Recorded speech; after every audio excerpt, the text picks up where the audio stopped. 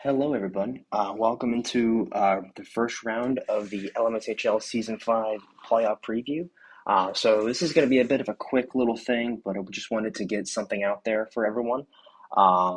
Apologies in advance if this is not as professional as it usually is, or it should be. Going forward, I'll be back to my normal setup and stuff. But anyway, let's just dive right into it. So we're going to start in the Eastern Conference. Our first matchup in the top right of the bracket, as you can see, is the number one seed Boston Bruins taking on the number eight seed Toronto Maple Leafs. So just going down some of their statistics from the season and their head-to-head matchups, Boston is 5-1 against Toronto. Um, Boston finishing with 48 wins, Toronto only 19 wins on the year.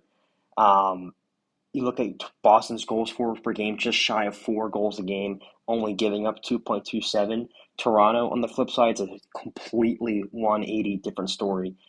They're only scoring 2.86 goals per game and giving up nearly 5 at 4.81. Boston's goal differential is at a strong 113, while Toronto's is at a minus 129. So really a tale of two completely opposite teams. Um, in this little video, I'm going to be giving my predictions for each series. So for this, I think Boston will probably win in 5 games. I think Toronto might be able to steal one, maybe an overtime win here or there. But I think Boston is the clear number one team in the East, obviously, and they are the clear-cut favorite in this series. I don't see this series going more than 5 games, and I think Boston will easily take it. So sorry to my friends in Toronto, Dikey and Jamar, and the rest of those guys, but Boston's just the clear-cut better team in this series. So now we'll go down to the next series. It'll be Montreal versus Washington. So now this series is very interesting. This will probably be the best series of the entire first round, in my opinion. These two teams are very interesting, very even as well. So in their head-to-head matchup this year, they're both 2-2. Um, they both had 36 wins in the regular season. Montreal just had a couple more points than Washington, so they'll get home ice in this series. Montreal scoring 4.33 goals per game, but also giving up 3.44. Meanwhile, Washington scores a little bit less. They're only at 3.38, but they really keep the puck out of the net with a 2.79 goals against. So very strong defensive team in Washington. So you'll have to look out for Montreal's offense versus Washington's defense. Montreal's goal differential is plus 59, and Washington's is plus 39, so very even there. Um, this series, I think, will go 7 games, and if it does, we are all in for a great series. This will be a treat to watch. I think in my gut is telling me that Washington takes this in 7, but I would not be surprised at all to see Montreal win it in 7 either. Like this might go game 7, in overtime, and so that like we will be in such for a good series and between these two teams. It should be awesome to watch. So good luck to both of those teams. I hope it goes 7 because it just such great hockey. So many good players on both sides. So I can't wait to tune into those games. So now we'll go down again. So now we'll go to Hartford versus Philadelphia. In their head-to-head this season between these two teams, Hartford is 4-1-1. Meanwhile, Philadelphia is 2-3-1. So Hartford having some good success against Philly so far this season. Uh, Hartford finishing with 43 wins. They're the second place team in the East. Philly only at 27 wins. As an expansion team, making the playoffs in this season is very good for them. So hats off to them in their first season. Hartford scoring this year at a 4.35 goal per game pace. They're giving up just about 3.5 goals a game. Meanwhile, Philly is at they're scoring at a 3.32 goals for, and then at a 4.71 goals against. So they're giving up quite a few goals. Hartford has a 55 plus goal differential, and Philadelphia has minus 92. Again, this is somewhat similar to the Boston Toronto series. I think Philly will probably be a bit overmatched. However, they do have some good players. Philadelphia does. So I'm going to say Hartford takes this series, but Philly might win a game or two. So I'll say Hartford in 6. I'll say 6. I think Punisher and Rudes and all those guys in Philly. I think they'll be able to take a game or two, but I think Hartford's depth will ultimately prove to be too much for Philly. Because remember, you have to play a couple different lines in these playoffs, so the depth, each team's depth will be put to the test here. Um, and overall, I think that is what will push Hartford over the edge in this series and probably deep into the playoffs as well. And to round out the East in the first round, we have Tampa Bay taking on Pittsburgh. This is an interesting series because these are two expansion teams. So Tampa having a fantastic season, as well as Pittsburgh. Again, being an expansion team making the playoffs, especially Tampa with that third seed, it's a high seed. It's great. And there's head-to-head matchup this season. Tampa is 4-2, and Pittsburgh is obviously 2-4. Tampa had 40 wins in their inaugural season. Pittsburgh with 29. Tampa is scoring at a 3.92 goals for per game, and only giving up just a hair under three. They're at 2.98. Meanwhile, Pittsburgh scoring just over 3.5 goals per game, and they're giving up 4.01 goals against per game. Tampa's goal differential is at a plus 56 and a minus 36 for Pittsburgh. So obviously giving up a few too many goals in Pittsburgh. Tampa's offense, with just under 4 goals per game, they should be able to take good control in this series. I think Tampa wins this in four. I'm not a huge fan of predicting sweeps, but I do think Tampa against this Pittsburgh team will overmatch them in many ways. Pittsburgh, they might keep it close in some games. You might see like a 4-2 game for Tampa here and there. But I just think Tampa will just run through Pittsburgh and they'll move on. And I think they'll play Hartford in the second round. So my Eastern Conference first round winners are Boston over Toronto. I predict that in five. Washington over Montreal in seven. Hartford over Philly in six, and then Tampa Bay over Pittsburgh in a sweep. That'll be in 4 games. So now we shift our focus to the West. We'll take a look at the top seeded San Jose taking on 8th seed Anaheim. So San Jose in their inaugural season, again, another expansion team, they finished the top seed in the West. Against Anaheim this year, they are 5-1. Anaheim won 3-2. So a couple of overtime games in there, but San Jose clearly getting the edge in head-to-head this season.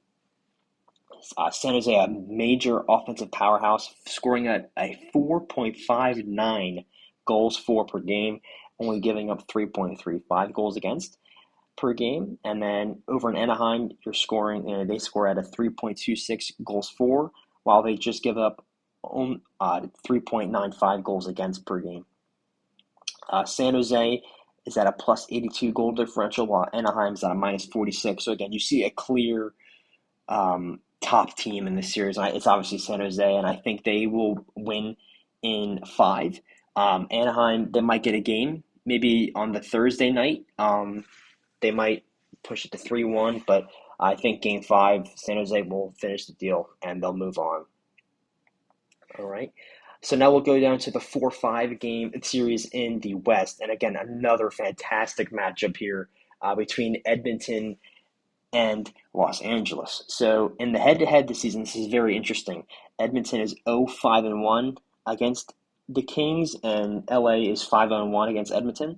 So, that might not be right. I think this is outdated. I think they were 0-6 and 6-0. I think LA was 6-0. That doesn't make any sense.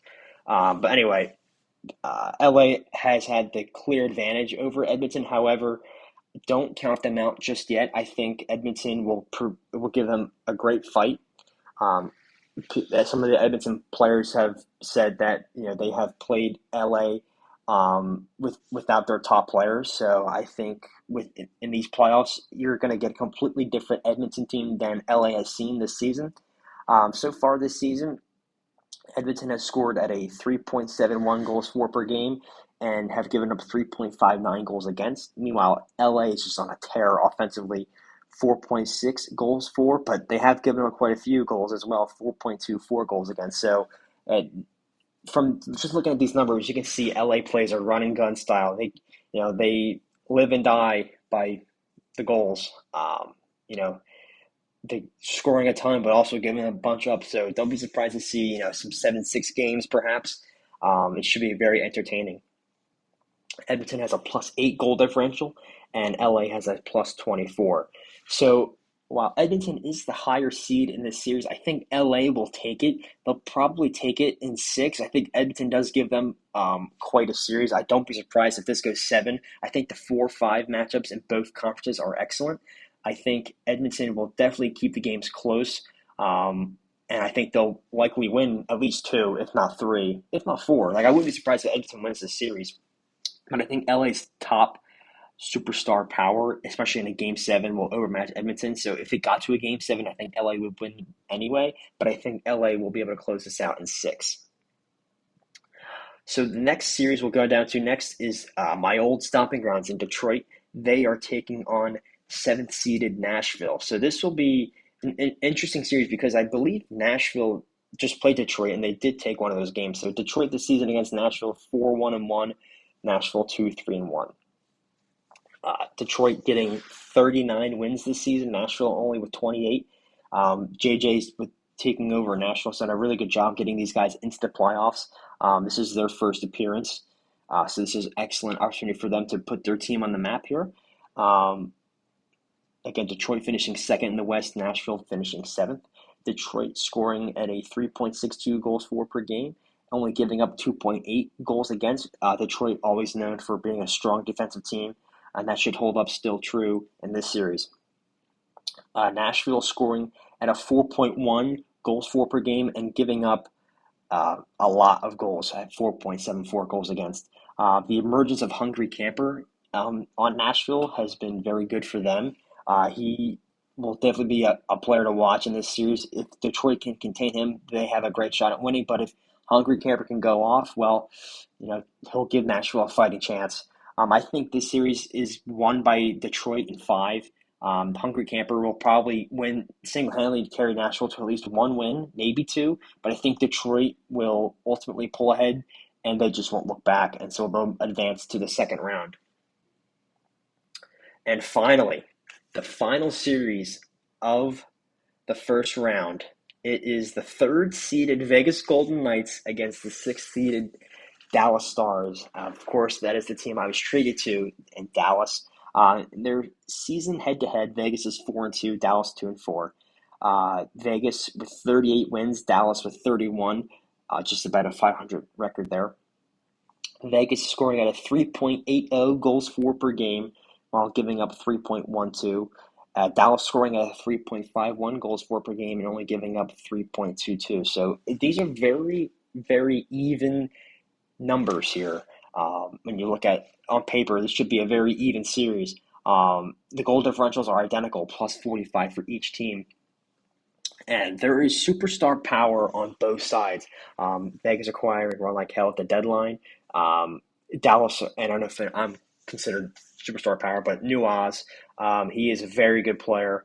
So those are definitely two players to keep an eye out for in this series.